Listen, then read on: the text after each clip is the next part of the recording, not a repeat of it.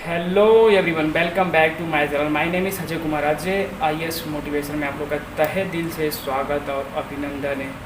सो दोस्त, आज मैं आप लोग के लिए 10 साल के बच्चे की एक कहानी लेकर आया हूँ इस वीडियो में। और इस कहानी का एक बहुत ही इम्पोर्टेंट मुद्दा है जिद।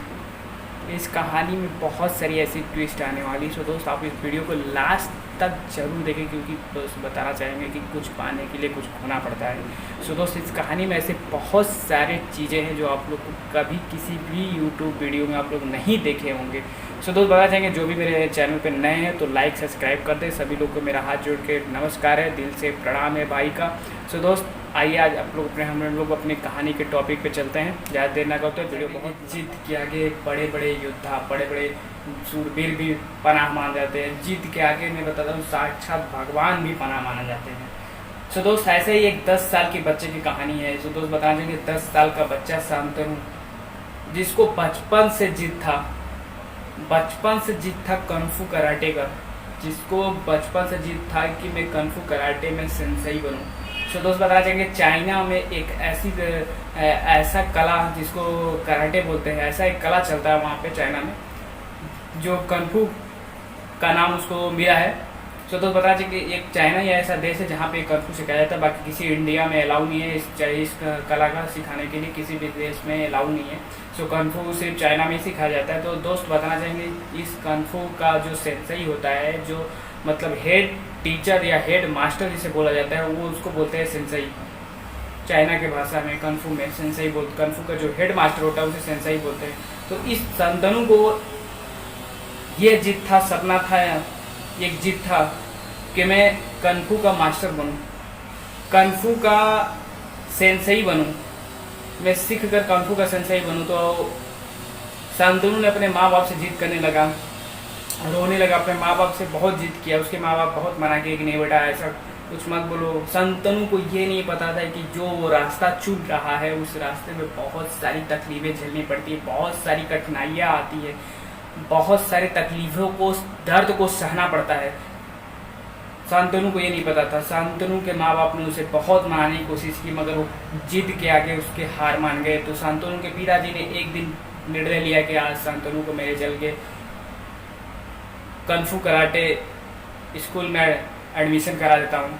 तो एक दिन शांतनु के पिताजी शांतनु को लेकर कन्फू कराटे के स्कूल में उसको दाखिला देना जाते हैं। तभी एक घटना, दुखद भरी घटना घटती है शांतनु के साथ। शांतनु का एक बहुत भयावह एक्सीडेंट हो जाता है।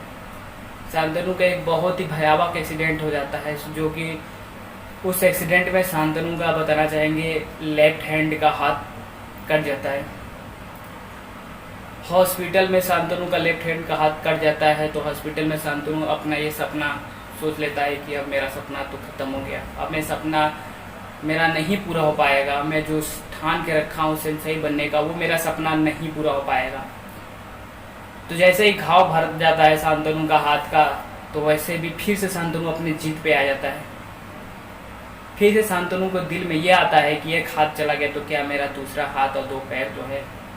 शांतनु के दिमाग में ये चीज़ फिर से आने लगती कि मैं सेंसेई बन के रहूँगा। फिर शांतनु का एडमिशन, दाखिला हो जाता है कराटे में।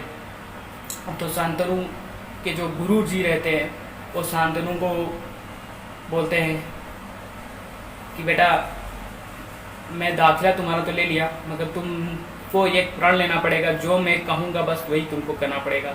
तुमको अगर मेरे पे विश्वास है तो शांतनु मैं तुम्हारा एडमिशन लूँगा, नहीं विश्वास है तुम जा सकते हो। तो शांतनु ने बोला यस गुरुजी, मेरे पे विश्वास, मैं आप पे विश्वास बहुत अच्छे से करता हूँ और आप पे विश्वास है, आप जो बोलेंगे मैं वही करता रहूँगा। शांतनु को फर्स्ट दिन उनके गुरुजी ने बोला कि शांतनु तुम एक किक, सिर्फ किक ही मारते रहो, सिर्फ किक का प्रैक्टिस करो। शांतनु ने 1 दिन, 2 दिन, 4 दिन, यहाँ तक कि कुछ महीने बीतते गए, सिर्फ किक का प्रैक्टिस करता गया, सिर्फ किक का प्रैक्टिस करता गया। यहाँ तक कि शांतनु बताना चाहेंगे 5 साल बीत गया, सिर्फ किक का प्रैक्टिस करता रहा। और दूसरे बच्चों को देखता था तो शांतनु दूसरे बच्चों को गुरुजी लोग दूसरे ट्रिक सिखाते थे, दूसरे पैतरा सिखाते थे। तो शांतनु गुस्सा होकर अपने गुरुजी के पास जाता था, गुरुजी से बोलता था गुरुजी मेरे को भी सब बच्चों को अलग अलग ट्रिक सिखा रहे हैं, मेरे को भी ट्रिक सीखना है। तो गुरुजी का बस एक ही वर्ड होता था, नहीं शांतनु सिर्फ तुम किक करो। और फिर शांतनु लग जाता था अपनी किक पे। बताना चाहेंगे शांतनु किक करते करते बताना चाहेंगे उसको तकरीबन 8 साल बीत जाते हैं। 10 साल इधर शांतनु का एज और 8 साल प्रैक्टिस में लगा रहता है शांतनु सिर्फ किक के। तो वहाँ का एक रूल होता है उस संस्था का कि जो बच्चे 18 साल के हो जाते हैं, जो बच्चे मतलब जिनकी ट्रेनिंग पूरी हो जाती है 18 साल, उनको एक चैंपियनशिप करना पड़ता है। एक स्कूल का चैंपियनशिप होता है जिसमें सारे बच्चों को फाइट कराया जाता है। तो जो चैंपियनशिप होता है तो फिर सारे बच्चों को सीनियरों से लड़ाया जाता है।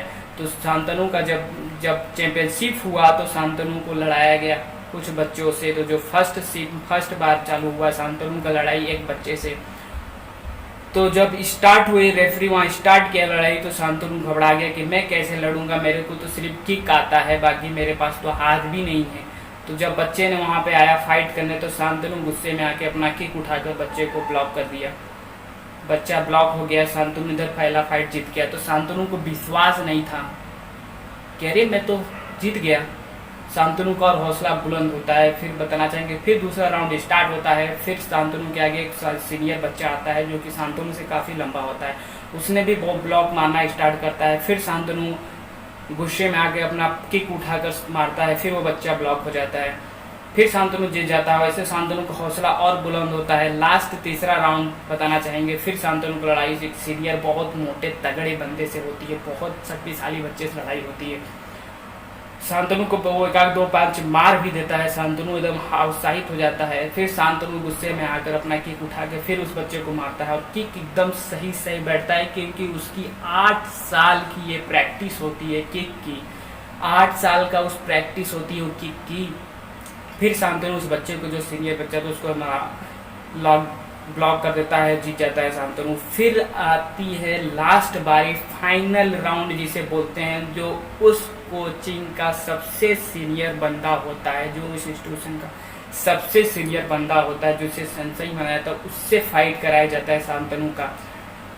शांतनु घबरा जाता है कि ये तो बहुत ही बढ़िया फाइट होता है। और जो सीनियर बंदा होता है वो शांतनु से बोलता है कि शांतनु तुम्हारे पास तो हाथ भी नहीं है, तुम मेरे से कैसे लड़ोगे, मैं तुम्हें बहुत मार मारूंगा। शांतनु जानता है कि सीनियर जो बंदा होता है वो बहुत मार मारता है। शांतनु एकदम उत्साहित होता है, मन उसका निराश हो जाता है, क्या करें अब। फिर भी शांतनु हारता मानता नहीं है अपना। जब लड़ाई होती, फाइट होती, तो शांतनु को बहुत मारता है। सीनियर वाला बंदा जो होता है शांतनु को खूब मारता है, बहुत मारता है। वहाँ रेफरी आता है, रेफरी छुड़ाने के लिए। शांतनु घायल हो जाता है, वहाँ पर रेफरी आता है, रेफरी छुड़ाता है।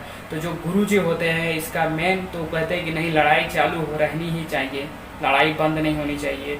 फिर चालू होता है लड़ाई, फिर सामना सामना शांतनु और सीनियर में होता है। शांतनु गुस्से में आकर फिर एक किक मारता है, और किक इतनी तगड़ी होती है, शांतनु को चोट लगा रहता है, गुस्सा में रहता है शांतनु, और किक इतनी तगड़ी होती है शांतनु क्योंकि 8 साल का प्रैक्टिस होता है। और किक इतनी तगड़ी होती है कि वो जो सीनियर बंदा है एक ही किक में ब्लॉक हो जाता है। शांतनु यहाँ पे जीत जाता है। शांतनु रेफरी, वहाँ पे शांतनु के गुरुजी शांतनु को सेंसई चुन लेते हैं।